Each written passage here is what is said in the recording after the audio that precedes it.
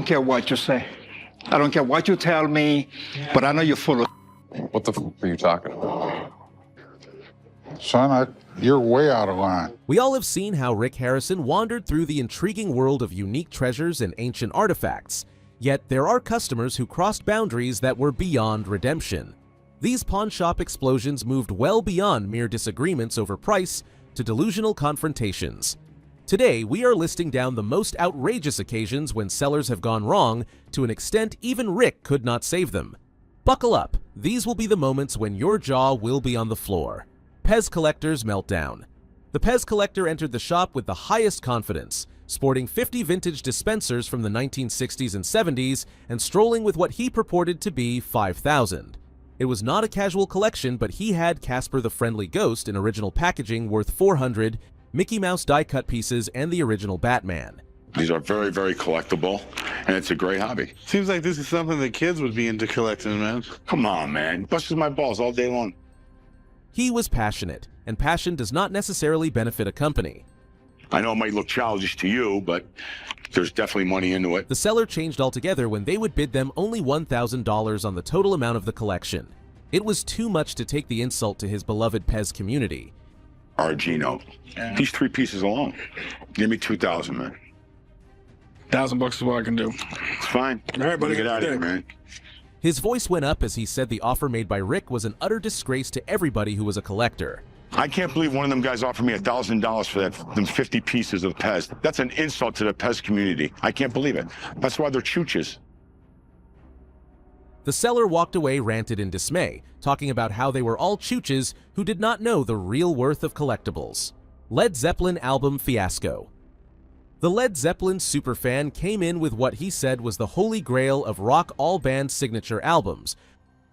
Absolutely no doubt this is the real deal. Sweet. And what do you think it's worth? Worth $22,000.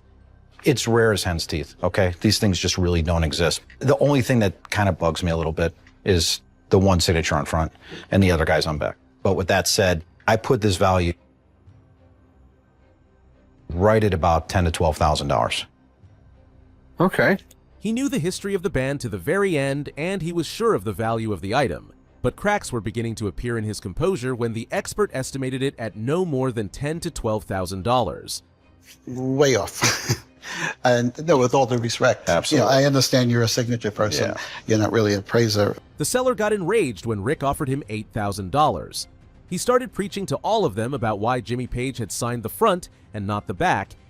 On this, I mean, what's your best price on it? My best price would be $17,500. This is history. And became more and more agitated as his engineering skills were brought into the limelight of doubt. Yeah, I mean, I'd go $8,500, but I'm sorry. Okay. I appreciate the offer. Okay, well, if you change your mind, come back. The offer's open. Have a nice day. Thanks for coming in. Son, you're way out of line. His tone became aggressive when he rejected the experience of the expert who had over 25 years of experience. People are naive. It's opinions. Everybody has opinions. This will sell. I have no problem selling. I just think that they really need people that know what the hell they're talking about. I know what I'm talking about. This guy is... The collective sneer of the seller was especially unpleasant. His disdain of the methods used by the shop to evaluate things could well have been seen when he stormed out of the shop, firmly persuaded that all but himself were entirely ignorant of the subject of rock memorabilia. Hudson Bay Gorget. Meet Chris, a young hawker who had entered the pawn shop stating he had a 1700s.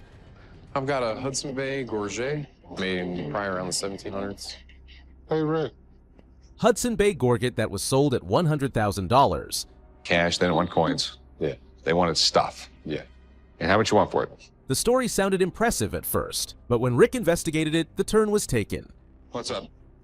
What the hell's a 4J? Using his metallurgy and history background, Rick was able to uncover the truth. You know, I don't see that happening. Why not? Because I think it's worth a lot less. The piece dates not to the 1700s at all. Its true origin and the kind of metal and workmanship involved easily dated it to the 1800s, greatly cutting its worth. Okay. They're right around 20% zinc, 20% copper, 60% nickel. The zinc wasn't isolated really until the 1800s. All right, what the f are you talking about? Rick described how real gorgets were used on Native American chiefs and British officers during the fur trade and how valuable they were and useless they were when fake. Basically, I'm just trying to tell you I'm not bullshitting you. I've seen auctions for these things, and they generally go for right around $1,500. All right. Chris was not prepared to listen to it. I'd offer you $1,000. I don't know what you're smoking, man, but that's not going to work. So I'm going to take my stuff and leave. All right. Have a nice day. That guy, I think he just thinks I'm some punk kid and wanted to lowball me. I'm disappointed I couldn't make a deal. I would have liked to have made the money.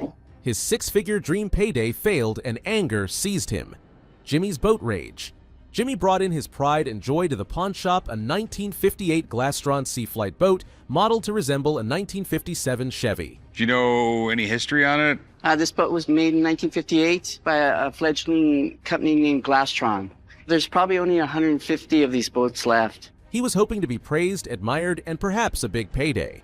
Instead, he received a reality check that was so in your face that it threw him into an emotional tailspin. That's neat. It was 1958, and everyone loved the style of the 57 Chevy, so let's come out with a boat that looks like a 57 Chevy. Rick was fast and brutal with his judgment. It is lipstick on a pig. The 5 words they said tore deeper than a knife. What do you want to do with it? I want to sell it. How much did you want for it? 10.5. Ooh. This was not a business critique. This was like an assault on his taste, his craftsmanship, his identity to Jimmy. This is my problem with it. It's like lipstick on a pig. I mean, we have a terrible paint job. This was a personal attack when Jimmy interpreted Rick's professional assessment to be a personal attack on him. A bitter departure was followed by a bitter critique of what Rick was supposed to know, but the damage was made. This was not only the moment of rejection, but rather the observation of the dreams of a man breaking down in front of us in the face of the cruel reality of market price versus emotional value. Other times, the dearest things to us are of no value to others. Antique rifles. Mike came with his rotating barrel rifles with hope of validation and big money. Where did you get these? I'm a collector, and I picked these up in a trade from a guy. You can see that the barrels rotate like that. Rather, he received a truthful evaluation of their situation by expert Craig. So you can load 2 shots at once, bang, and then rotate it, take your second shot. And it offered a sarcastic confrontation that would leave your jaw on the floor. These were developed in, I'm guessing, 1870-ish. They would be earlier than that. By 1870, the percussion cap was going the way of the dinosaur. The assessment as conducted by Craig was extensive and sincere. Probably turn of the century. Okay. The 20th century. So it's the 40s or 50s. These are not old guns. And indicated serious condition problems that had a drastic impact on value. But honesty was not what ailed Mike. It was what he would like to hear. Out of kits they're making them, where you find a lot of old parts like the lock and the stock, and you make the barrel. The metal's really old. The trigger guard here has a lot of pitting. The derisory was left to hang around in the air like smoke in a battlefield. These were made in the 1830s, 1840s. So this gun is an assortment of older and newer parts. Cool.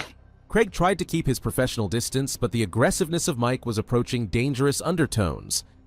$750 tops a Each? piece. Yeah. Okay. 1,000 maybe. So And that would be your crybaby, whiny-assed opinion. This dispute showed the ugly face of expertise. When expertise comes into conflict with delusion, then things get ugly in a matter of seconds. yes, actually it would be. But they're cool, right?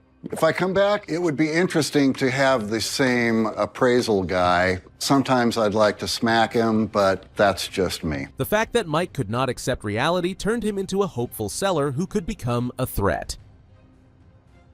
Mark swaggered into the pawn shop with a so-called $1 million photograph of Abraham Lincoln. So where'd you get this? I bought it from a collector who sold me a collection of 11 photographs that were unidentified. And he was of great faith and astronomically expectant. Painstakingly was able to identify every single one of them and did recognize it to be Abraham and Mary together. What ensued was a lesson. And no documentation, anything like that? Nothing at all. Okay. So, how much do you want for this? A lesson on how pride can be used to conceal self-evident expression. I feel it's 1 in a million, so I'm asking $1 million. Whoa. $1 million. $1 million. Okay. Analysis by expert Maureen soon began to burst the million-dollar dream of Mark. The issue with this guy being Abraham Lincoln, you can see that his nose is a little bit different, his eyes are a little bit different. Her recognition conflict was not mere professional skepticism, And Mary Todd's face is a little wider. but founded on sound evidence and a long career experience. But there are some things about Abraham's face. He had a nose that was crooked, and he definitely has one in this photo as well. But in answering Mark, she showed how far his delusion had gone. That this woman has sort of a different eyebrows. I don't want to be difficult here, but I feel I'm an expert. The patronizing was thick. This was a man who was so much confident of his expertise. I look for other things besides just face. I look at the clothes, I look at the background, I check. Yes, so do I. I look at everything. That he overrode the objections of a legitimate expert. And a lot of people come to me saying that they have... They'll be coming to me in 10 years. I'm honest to God. His foresight that he would become an expert. I know, you think this is worth $1 million, and No, you would like it to be worth $1 million, and all I'm saying is it's my opinion. And his slurring remarks on the career of the expert indicated the degree to which pride may bring one out of the sphere of reality. That it's not Abraham Lincoln.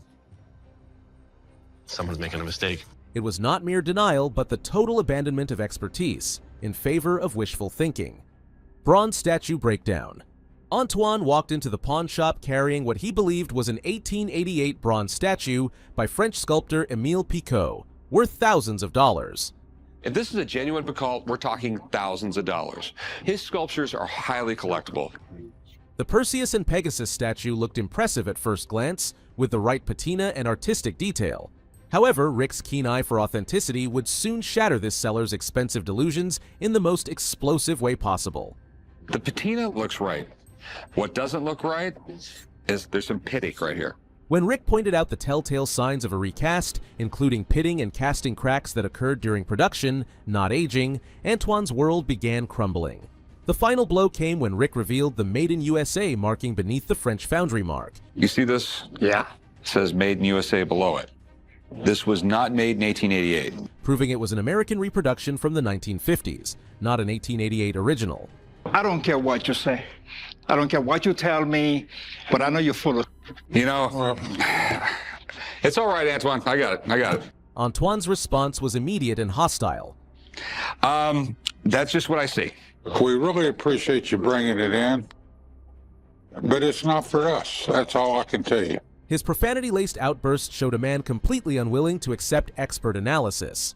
Even when Rick tried to remain diplomatic, saying they might be wrong, Antoine's anger had already consumed any chance of rational discussion. Caesar coin. Ilya walked into the store with a Julius Caesar coin and a price of $4,400. Well, I have a coin here. It's a portrait coin of Julius Caesar from the month before he got assassinated.